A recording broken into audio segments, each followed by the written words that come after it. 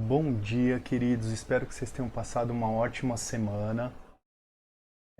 Na aula de hoje, vou fazer um experimento para vocês para ilustrar exatamente o que a gente está vendo, o diagrama de fases. Lembrem-se que o diagrama de fases ele ilustra para a gente as diferentes temperaturas e pressão para mudança de estado de qualquer substância. Ah, como assim? Qualquer substância da natureza tem a sua temperatura de mudança de estado alterada devido a essa alteração de pressão. E quando eu digo pressão, eu estou dizendo a pressão atmosférica. Porém, a gente pode criar, experiências para que a gente altere o valor da pressão, num sistema, num corpo, para evidenciar essa ideia. No caso da água, queridos, ela está entre aquelas substâncias que têm um comportamento anômalo. O que é o comportamento anômalo mesmo? É quando a substância, ao invés de se dilatar, ela se contrai. Como assim? A água, como a gente estudou legal, o antimônio, o bismuto, assim que ela cede calor, a tendência não é se contrair qualquer substância da natureza, quase todas as substâncias da natureza. A água, no intervalo de 0 a 4 graus, ela tem esse comportamento alterado. Tá? E são pouquíssimas substâncias da natureza que têm esse comportamento. Tá? O que eu estou querendo dizer? Se você coloca, por exemplo, uma garrafa com água, possivelmente já deve ter acontecido na casa de vocês. Quebrado uma garrafa, seja de vidro, de plástico. Mais fácil de vidro. Tá? E por quê, queridos? Vamos imaginar uma garrafa cheia de água no freezer a 4 graus. Tá? De 4 para 3 graus, a garrafa feita de vidro ela continua se contraindo. E por quê? Porque diminui a agitação molecular, ela diminui a distância entre as partículas, ela se contrai.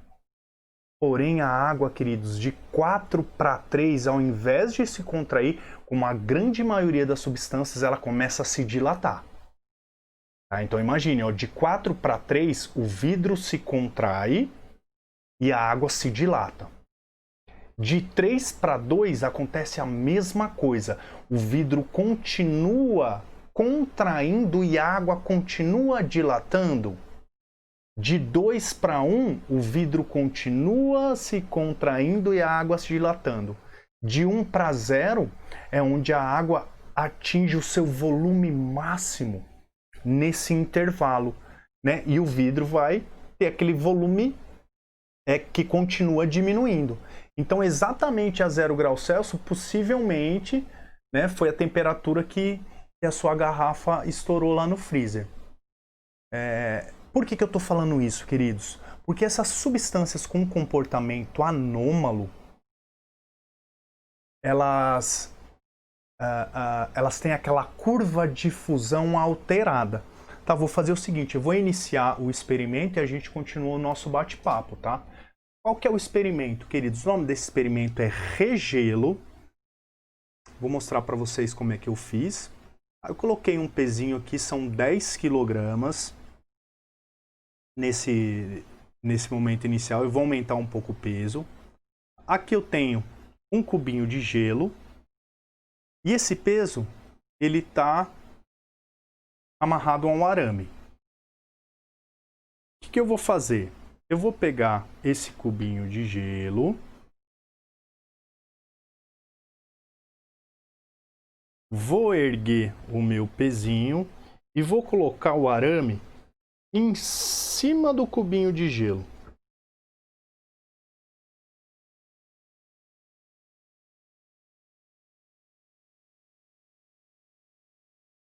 Por que a gente coloca num arame? Lembram da definição de pressão, queridos? Pressão não é força por área. Então, assim, além de eu colocar um peso considerável, eu coloco um aramezinho. Para quê? Quanto menor a área, maior a pressão que eu vou ter nesse ponto. Então, o que acontece, queridos? No caso da água, devido ao aumento de pressão, ocorre a diminuição da temperatura de fusão. Então, olha que interessante. Enquanto o arame está pressionando, olha que legal, queridos. Enquanto o arame está exercendo essa pressão, a temperatura de fusão diminui e o arame começa a atravessar o gelo. Olha só como ele já está atravessando. Agora pensa com carinho, queridos. Assim que o arame passa, começa a entrar no gelinho, concorda comigo que a pressão aqui volta a ser a pressão da atmosfera? Né? A pressão atmosférica, a pressão da atmosfera. Então, olha o que acontece, queridos. Com o aumento da pressão, diminui a temperatura de fusão, o gelo começa a derreter, porém, assim que o arame passa, a pressão volta a ser a normal e o gelo se solidifica. Se solidifica. Então, olha o que vai acontecer, queridos. Esse arame, eu estou esperando que ele atravesse totalmente o gelo e o gelo continue sendo um cubinho sólido. Tá? Entenderam por quê? Com o aumento da pressão, diminui a temperatura de fusão e aí o arame começa a atravessar o gelo. Ó, já está quase na metadinha. E o mais legal, queridos, e o mais legal, se você olhar na parte de cima, nem aparece o cortezinho do arame. Olha que fantástico. Você não consegue nem ver o cortezinho do arame. Por quê? Assim que a pressão volta a ser atmosférica. Por que volta a ser atmosférica? Porque o arame já está dentro do gelo. Então aqui na parte superior já tem a pressão atmosférica, que é muito menor que a pressão que esse aramezinho está exercendo no gelo. Tá? Então olha que fantástico, queridos. O arame já está atravessando o gelo e a gente consegue observar que aqui em cima ele está sólido, como se nada tivesse acontecendo. Olha que lindo, que fantástico. E no caso da temperatura de ebulição, acontece a mesma coisa? Tá. Também muda, tá? O que a gente conversou? Que qualquer alteração de pressão altera a temperatura de mudança de estado de qualquer substância. Tá? Porém, olha só, se a gente pensar na ebulição da água, quanto maior a pressão, maior é a temperatura de ebulição. Como assim? Funcionamento da panela de pressão, queridos. Pensem na panela de pressão. Qual que é a função dela? É aumentar a pressão interior da panela para que a água, ao invés de entrar em ebulição a 100 graus Celsius, ela vai começar a entrar em ebulição em torno de 120 graus Celsius. Ou seja, dentro desse sistema você tem uma temperatura maior do que você colocar uma panelinha normal com água, por isso que os alimentos ficam prontos mais rápido. Mas o oposto é verdade também. Aquela ideia da montanha que eu conversei com vocês. Em lugares muito altos, onde você tem uma pressão menor atmosférica, por que menor? Queridos, bem tranquilo, né? Conforme você vai subindo, né, em lugares acima do nível do mar, você vai ter uma pressão atmosférica menor. Por quê? Porque você vai ter uma coluna de ar menor em cima de você. E aí o que acontece com a água? A água entra em ebulição, ela começa a mudar do estado líquido para o gasoso, uma temperatura menor. Por exemplo, no lugar mais alto do mundo, lá no Monte Everest, se for ferver uma aguinha, a mais de 8.000 metros, 8.000 metros de altitude, você é louco. Ali, como a pressão é muito menor, a água entra em ebulição em torno de 83, 85 graus Celsius, bem menor. No caso da fusão é o oposto, vocês conseguem perceber? Aumenta a pressão, diminui a temperatura de fusão, mas de qualquer maneira, o que a gente vem conversando? Alteração de pressão altera temperaturas de mudança de estado. Tá? Essa experiência que a gente está fazendo, você conseguir a fusão, qualquer substância, é possível fazer isso? Não. Somente as substâncias com comportamento anômalo. Aquela que tem um diagrama de fase, a curva de fusão para trás, lembram? Como é que a gente faz para saber se somente olhando o diagrama de fases, se essa substância tem o comportamento anômalo ou não? Só você analisar a curva de fusão, certo? Se ela estiver seguindo o eixo X, né, a favor do eixo X, ela é uma substância normal, que vai ter um comportamento normal, como a maioria delas, né? Se ela tiver aquela curva de fusão no sentido oposto ao eixo X, essa substância tem um comportamento anômalo. Ah, mas toda substância tem esse comportamento diferenciado entre 0 e 4 graus Celsius? Claro que não, né, queridos? Porque a gente está falando de outra estrutura molecular, né, de outro esquema.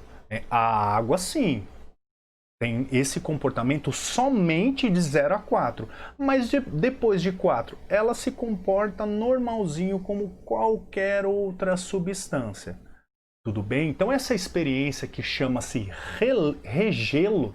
Por que regelo? Porque ele funde e já se solidifica simplesmente com alteração de pressão. Ah, mas a temperatura não está variando? Bom, a gente está a temperatura ambiente, né, queridos? Aqui a temperatura é basicamente, praticamente constante, concordam comigo? Essa experiência está durando alguns minutos, então aqui a gente não tem variação drástica de temperatura, praticamente constante. Ou seja, o gelo ele funde e volta a se solidificar simplesmente com alteração na pressão, queridos. Isso é fantástico, né? Quem fez essa experiência foi um cara chamado Tyndall. Essa experiência do regelo também é chamada de experiência de regelo de Tyndall. Isso é possível com substâncias no comportamento anômalo. No meio ambiente, obviamente, pô, você só vai conseguir fazer isso com gelo, né? Imagine a temperatura do bismuto, difusão do bismuto, do ferro. Nossa senhora, né? Totalmente impraticável aqui nessas condições do meio ambiente executar essa experiência com outra substância que tem um comportamento anômalo também. Vamos ver como é que tá o gelinho já? Olha que legal, queridos. O arame já atravessou praticamente todo o gelo. Aqui na parte, olha que lindo, queridos. Como se nada tivesse acontecido com o gelo. Olha que fantástico.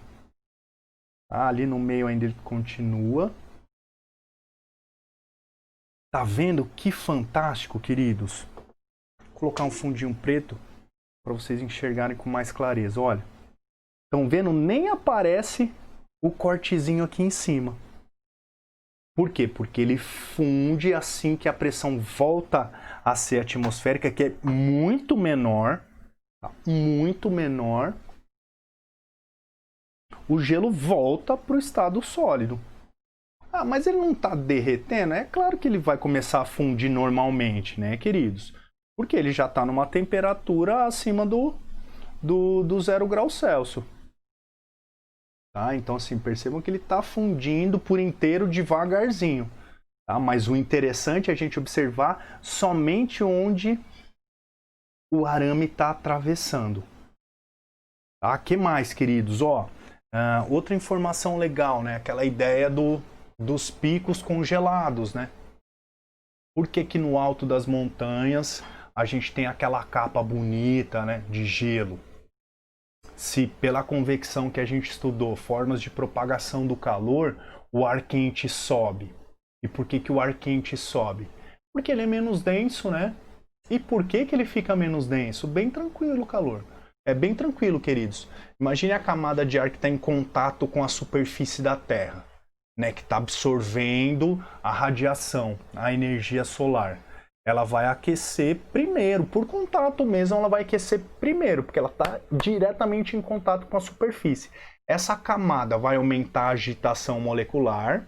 Quem mede a agitação molecular? Temperatura.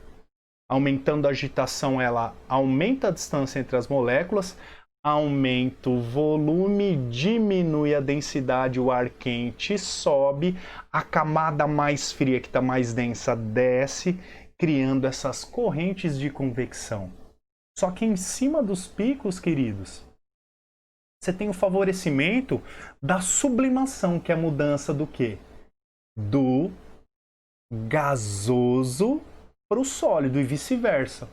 Então imagine, lá em cima das montanhas você tem vapor da água, certo? A água no estado gasoso. Como a pressão é muito menor, você favorece essa mudança direto do gás para o sólido, aparecendo aquela capona bonita de gelo. Tudo bem? Outra coisa muito importante, né, queridos, é a diferenciação entre o vapor e o gás. Tudo bem? Como é que a gente chama o estado? Ah, o estado gasoso. É assim que a gente chama normalmente, tá? Agora, devido essa mudança na temperatura de mudança de estado para qualquer substância, toda e qualquer substância vai ter um ponto crítico. O que é o ponto crítico, queridos? É um ponto que está no estado gasoso, tá? Esse ponto crítico não vai aparecer, você não precisa utilizar ele, na verdade você não necessita dele para analisar outro tipo de situação, somente substâncias no estado gasoso. É assim que você consegue diferenciar um gás de um vapor. Então, assim, obviamente, cada substância vai ter o seu ponto crítico, né, que é um ponto específico de temperatura e pressão. Então, o que acontece? Qualquer substância que ultrapasse esse ponto crítico, ele deixa de ser vapor e você vai chamar de gás. Ah, mas não continua no estado gasoso? Claro que continua no estado gasoso, querido, sem problema. A questão é, quando é ultrapassado esse ponto crítico, você não consegue mais a mudança de estado devido à variação de pressão. Ah, mas como assim mudança de estado devido à variação de pressão? Olha o que a gente está fazendo, queridos. Né? Não está observando a mudança de estado do gelo, né? Do sólido para o líquido e do líquido para o sólido simplesmente devido à variação da pressão. Olha que maravilhoso! Olha que maravilhoso! O arame está quase completamente, está quase que atravessando por inteiro o nosso cubinho de gelo. Bem no finalzinho. Olha que interessante. Cubinho lindão, gente. Olha, como se nada tivesse acontecido. É muito legal. É muito legal.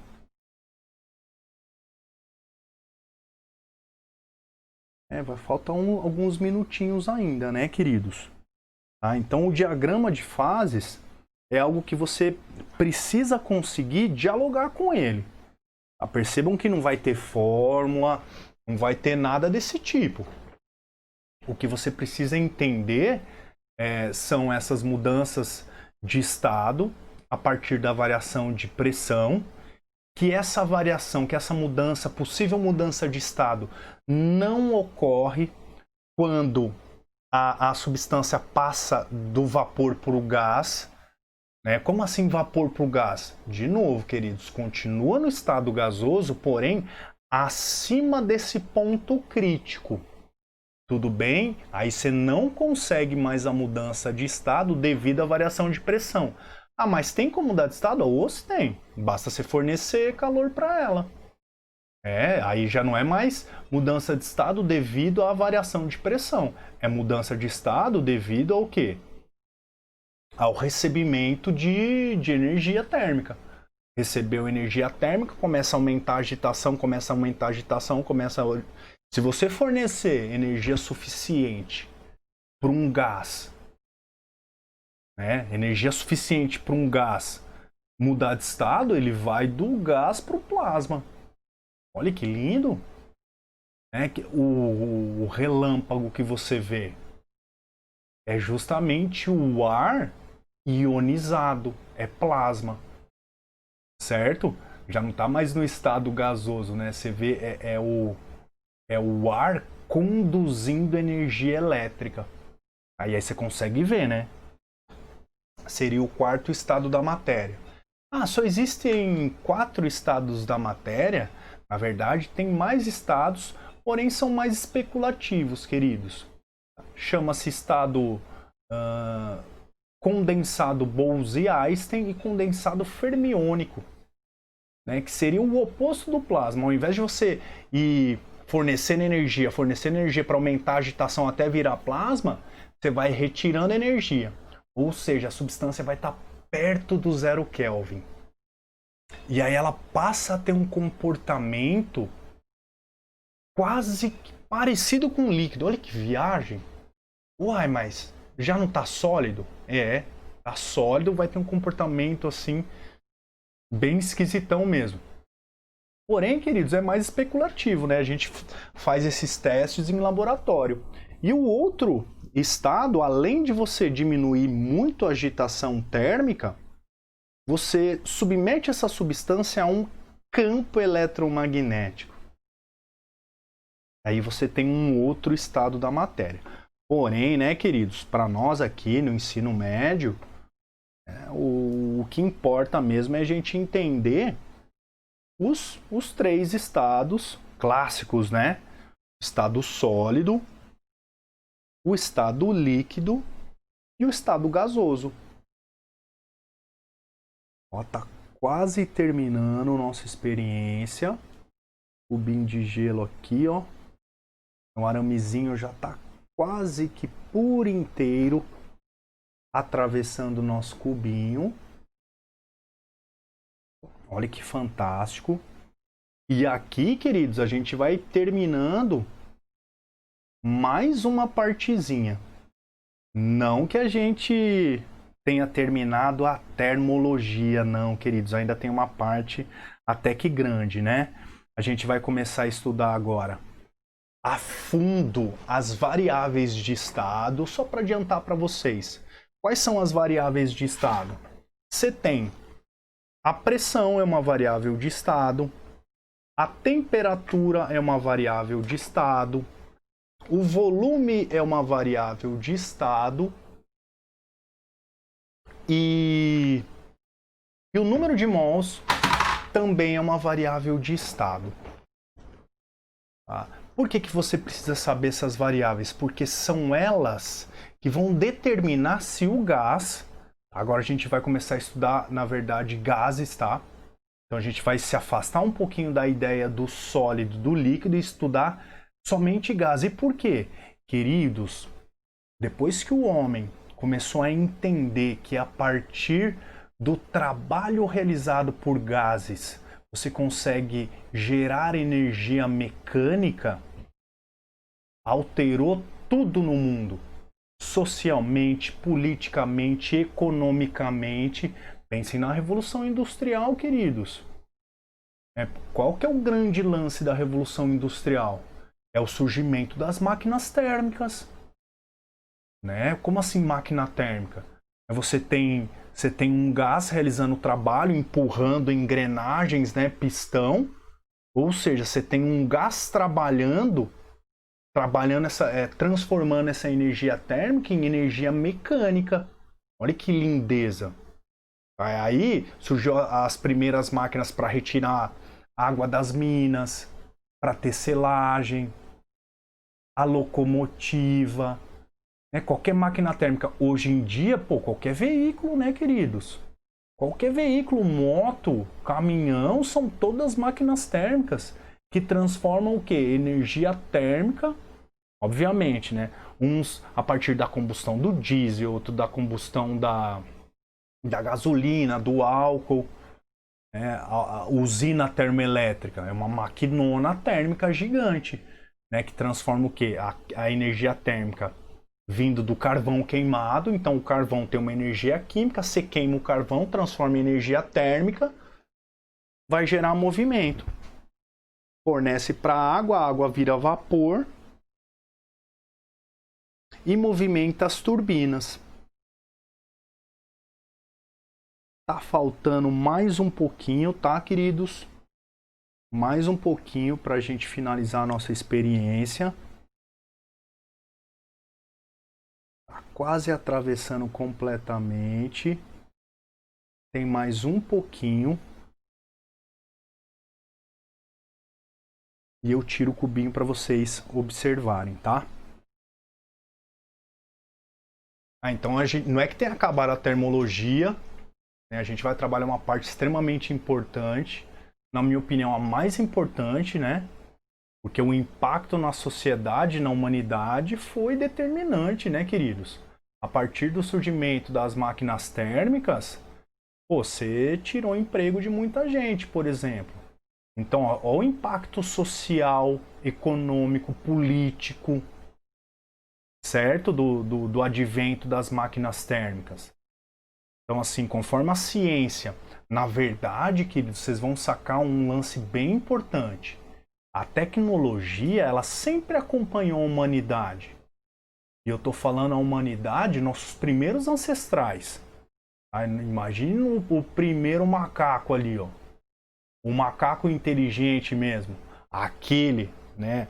Porque a galera acha que, então por que tem macaco ainda se a gente...